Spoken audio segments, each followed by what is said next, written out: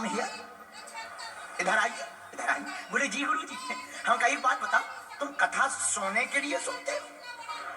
कथा में सोना चाहिए कि जागना चाहिए? बोला गुरु जी, तोला महाराज में कहा बताओ। हम कहने ना बताओ बताओ। बोला महाराज एक बात बताओ, ये कथा कितने दिन की है? हम कहा 4 दिन तो निकल गए, 3 दिन की बची, 7 दिन की थी भागवत। बोला महाराज, तोला महाराज एक बात बताओ, ये कथा 1 माह की नहीं हो सकती? हम कहा 1 माह की क्यों? बोला महाराज 60 साल हो गए गोली खाते खाते, 2 घंटा नींद नहीं आती, और तुम्हारी कथा में 3 घंटा बिना गोली खाए आ जाती है।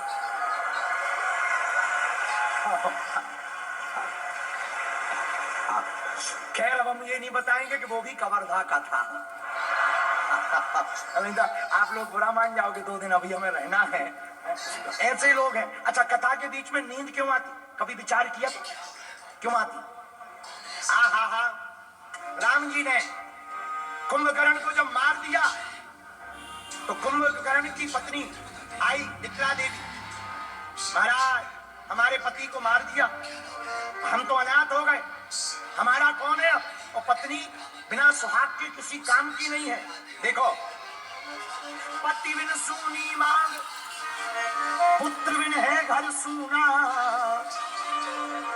पति कैसा भी हो, भागवत में वर्णन आया है, वृद्धो जडो रोग धनो पीवा, बूढ़ा हो, कमजोर हो, निर्धन हो, बेसहारा हो, लंगड़ा हो, कैसा भी हो, स्त्रियों के लिए पति ही परमेश्वर है।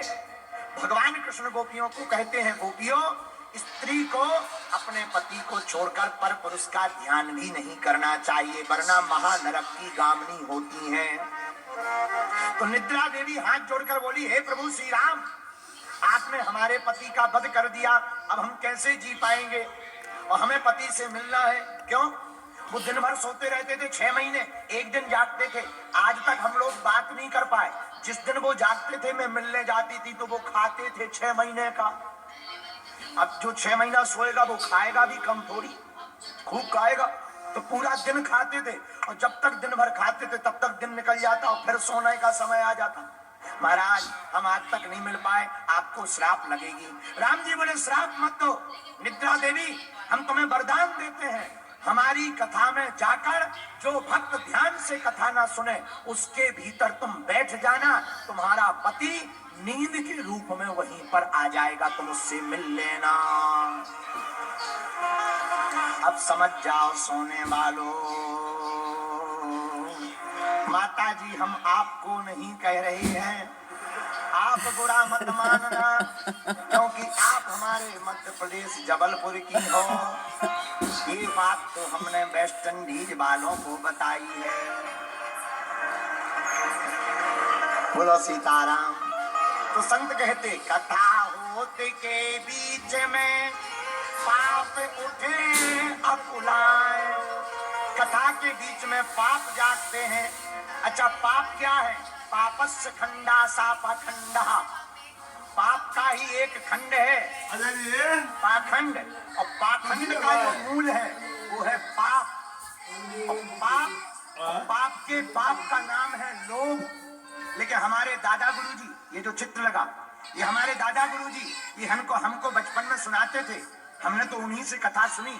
हमारे दादा गुरुजी सुनाते थे, बेटा बालू की भींट धुआं को मंदिर, बालू की भींट मतलब बालू की दीवार, बालू की दीवार धुआं का मंदिर, ओछे की प्रीत कबऊ न निभई है, और तुम राम के नाम को जाप करो, फिर पाप के बाप का धूल दई है। बेटा बालू का मंदिर नहीं बालू की दीवार नहीं बनती, धुआं का मंदिर नहीं बनता, और जो राम नाम का जाप करता है उसका पाप तो पाप का बाप भी कुछ नहीं बिगाड़ सकता है। तो कथा में नींद आए तो क्या करना? सीताराम हम गाएंगे, राजा राम हम गाएंगे, तो झूम झूम नाचेंगे, तो झूम झूम नाचेंगे हनुमान।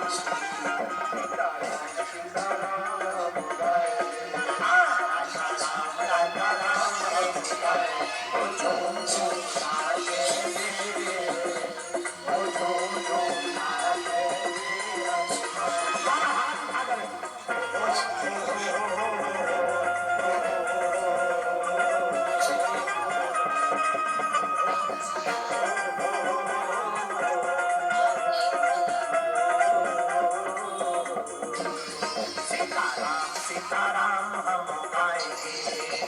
आज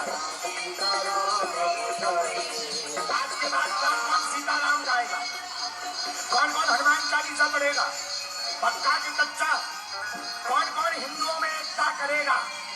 देखो हम तुम्हें जगाने आए हैं मेरे पागलों। हमारा कथा सुनाने का उद्देश्य सिर्फ इतना है कि तुम्हारी जिंदगी के सारे दुख हनुमान जी के हो जाए। और कौन कौन हनुमान जी के अपने दुखों को बनाना चाहता है, उठा दोनों हाथ, इसलिए गाओ सीताराम सीताराम हम